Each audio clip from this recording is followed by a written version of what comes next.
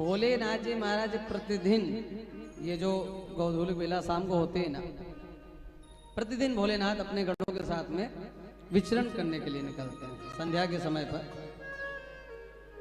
तो मैया ने एक बार पूछा, प्रभु आप पृथ्वी पर क्या देखने जाते हो? बोले मैं तो भक्तों के दर्शन करने जाता हूँ। बोले दुनिया तो आपके दर्शन करती है, आप किसके दर्शन करने जाते हो? और क्या है पृथ्वी पर?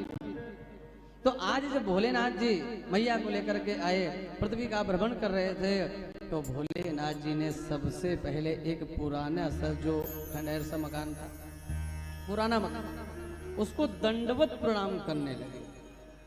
अब मैया ने देखा ये मकान इतना जर्जर बड़ा है, इसके घर में पता नहीं कौन रहता कौन नहीं रहता, ये मंदिर भी नहीं है, भगवान दंडवत प्रणाम क्यों कर रहे हैं? प्रभु मेरे समझ में नहीं आया, आप इस घर को दंडवत प्रणाम क्यों कर रहे हो? बोले देवी इस भवन में 1000 साल पहले कथा हुई है, इसलिए इस भूमि को मैं दंडवत प्रणाम करता हूं। 1000 साल पहले सोचो, जिसके घर में कथा होती है उसका घर कितना पवित्र हो जाता है। फिर थोड़ा आगे बढ़े, फिर एक महल जैसा बना था, फिर वहां पर दंडवत प्रणाम करने लगे। फिर मैया ने पूछा क्या यहाँ भी कथा हुई थी क्या? बोले नहीं देवी। बोले तो क्यों प्रणाम कर रहे हो?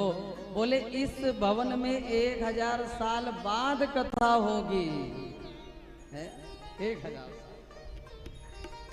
ये भागवत का महात्मा है कि जिसके यहाँ होती है उसका घर 2000 साल तक के लिए पवित्र हो जाता है, पवित्र हो जाता। इसलिए जब भी मकान बनवाओ तो सबसे पहले मकान के अंदर कथा करानी चाहिए जब नांगल करवाओ। क्यों? क्योंकि कहते हैं कि दीवालों के भी कान होते हैं, बोला जाता है ना। तो जब आपने मकान बनाया उन्होंने किसी की आवाज तो सुनी नहीं। आपके घर के अंदर जब कथा होगी, व्यास जी कथा करेंगे, मंत्र बोलेंगे, राधे राधे बोलेंगे, तो उन दीवालों में क्या गूंज जाएगा? राधे राधे। एक बार जोर से बोलेंगे राधे राधे। 7 दिन तक राधे राधे होगा। घर में कराने का महत्व ज्यादा है। आप कथा करा रहे हो लेकिन घर में महत्व, अब जिसको